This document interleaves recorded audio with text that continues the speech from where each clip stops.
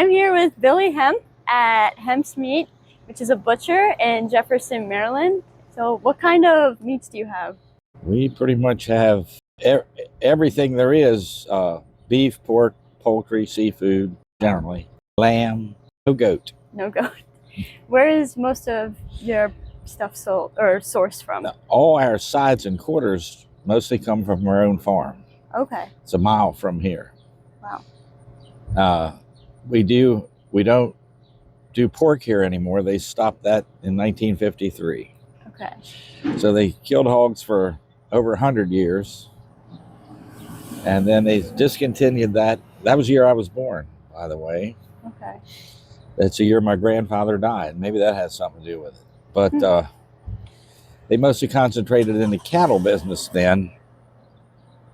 But the meat market's been continuously operated here for 176 years. Wow.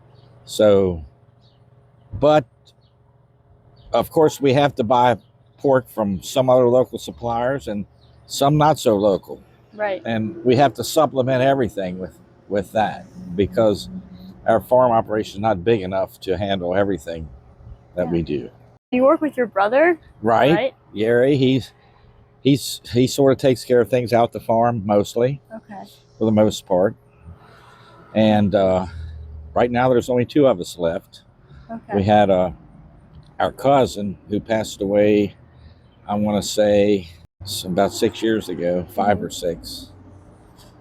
So it's just the two of us left. Walk me through the process of raising an animal, having an animal, and then how it gets sold in the butcher shop. Well, we don't have a cow-calf operation, which is, of course, where you'd have your own cows and have your own calves born. We buy feeder steers and heifers in the 500 to 600 pound weight range, and then we graze them all year round. And then we finish them on grain. Then they come up here. We think we're probably the oldest butcher shop in the United States. Wow.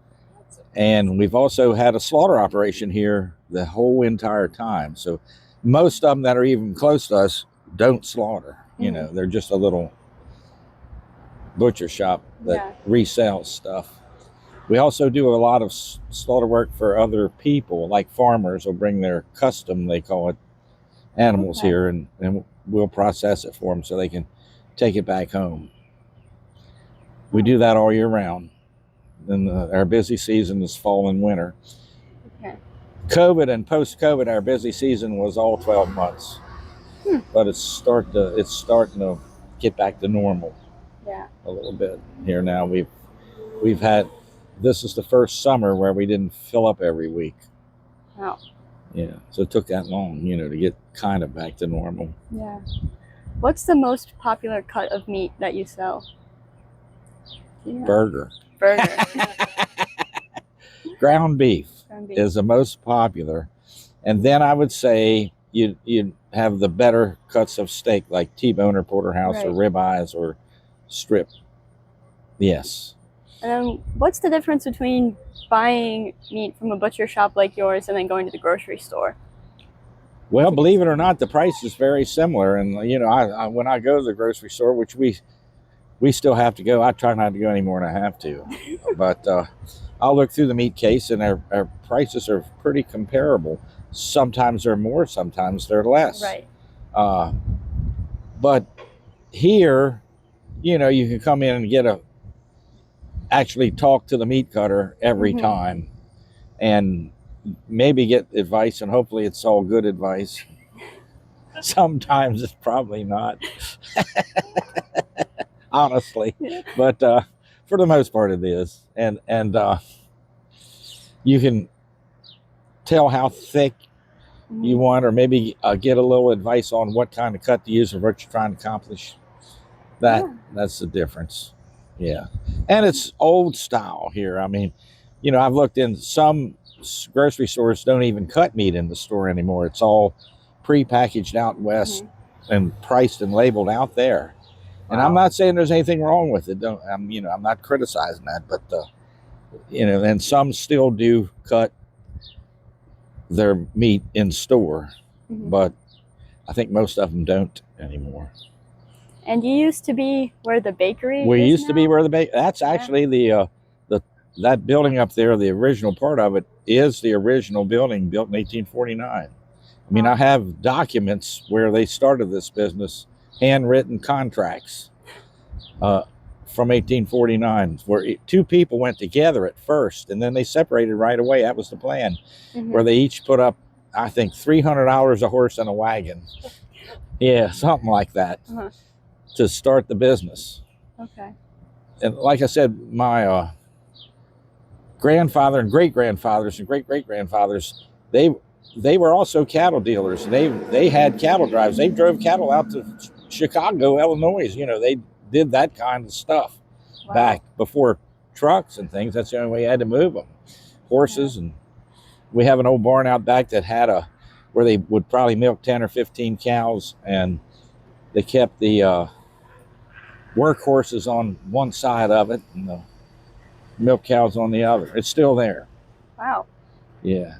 What was it like growing up in a business? It was different. Yeah. Well, most of the people I went to elementary school with, I went to elementary school down the street. It was a 3-room school, same school my dad went to, and it had 2 grades in a room and a cafeteria.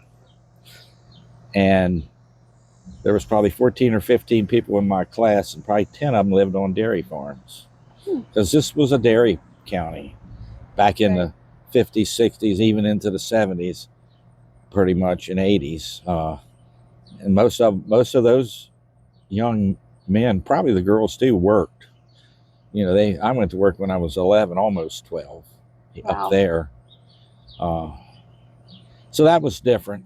You know, it wasn't bad.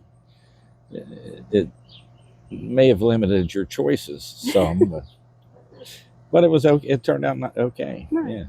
When did you guys move into this building? 1981. In 1978, my dad and my uncle sort of curtailed their cattle business, or they were order buyers they sent cattle to the Baltimore stockyards. They had a couple tractor trailers. They sent a load there was a slaughterhouse in Frederick. They sent a load in there every day, pretty much. They go out. I spent multitudes of times in cattle auctions. My dad and my uncle went to an auction almost daily. Wow. And he took me along pretty much whether I wanted to go or not. Before I started working. Yeah. You know, he started picking me up when I was like 8 or 9 years old, and I go to sit in these cattle auctions, and they buy cattle to resell. And in 1978, the slaughterhouse in Frederick closed up. So they sort of curtailed that way back. And it put everybody, my cousin, my brother, me, my dad, my uncle, just the meat market was left. So we decided that we needed to expand that a little bit. So we built this in 81. Nice. We were still doing the farm. They were still doing that. They started, they rented the farm to a dairy farmer for years. And I think probably in the 60s, they started feeding cattle and raising them out there for here. Yeah. Nice. So you sell to people getting meat for making dinners throughout their week, but then you also sell to restaurants in the community? Not so many restaurants. No, we're mostly retail. We do have a couple local restaurants that buy some things from us, but not so much that. Okay. I wouldn't say we've shied away from that, but that's not our focus. Nice. Yes. How far away do people come from to buy? Well, it's not as far as it used to be. I remember when we were up there, we had a lot of people come from down around the city up to get sides of beef. And that's not like it used to be. So most of our business here is, I would say, within 20 or 30 miles, the great majority of it. We get a lot of people from Virginia. Really? A lot. Nice. Yes. What's your favorite thing about owning this place and working here? I don't know how to answer that. Well, I am getting older, Right. and it's the flexibility I have to do what I need to do when I need to do it, kind of. Yeah. But along with that comes interruptions and things that come up where you have something you want to do and you can't do it. So it's okay. You know, most people my age are retired. Yeah. But I don't have interest in that yet. Not yet. I want to be able to go do things, you know. Right. So we're kind of getting back on track. COVID really messed that up. We got probably our business in the first year of COVID probably tripled or quadrupled.